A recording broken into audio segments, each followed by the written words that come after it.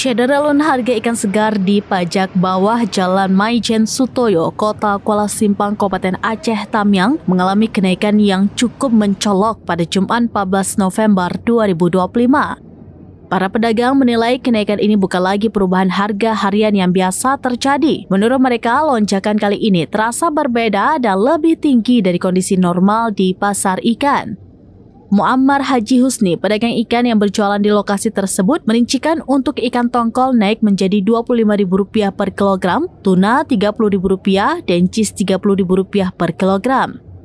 Kenaikan tidak berhenti pada jenis ikan konsumsi harian. Ikan bandeng saat ini dijual dengan harga Rp28.000 per kilogram, sementara ikan caru berada di harga Rp20.000 per kilogram. Harga ikan biji nangka tercatat Rp18.000 per kilogram. Muammar mengaku tidak mendapat penjelasan pasti dari pemasok terkait kenaikan harga ini.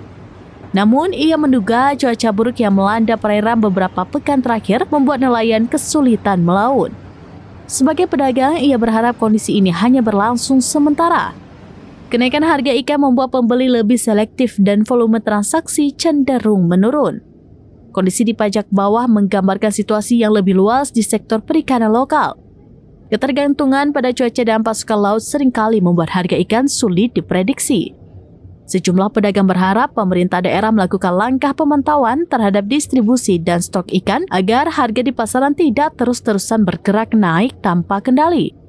Kenaikan harga ikan di Kuala Simpang ini menjadi perhatian tersendiri bagi warga, terlebih mendekati akhir tahun ketika kebutuhan rumah tangga biasanya meningkat. Masyarakat berharap stabilisasi harga dapat segera terjadi dalam waktu dekat.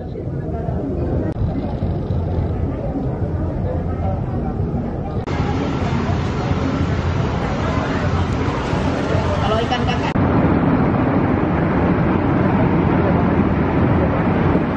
Kan dencis, tongkol, tuna, dia kisaran harganya itu 25 sampai 30-an ke atas gitu.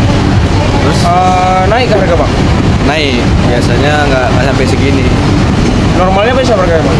Normalnya tuh 20. Untuk ikan yang dijual ya bang? Ya, 20. Kira-kira kenapa bang naiknya bang?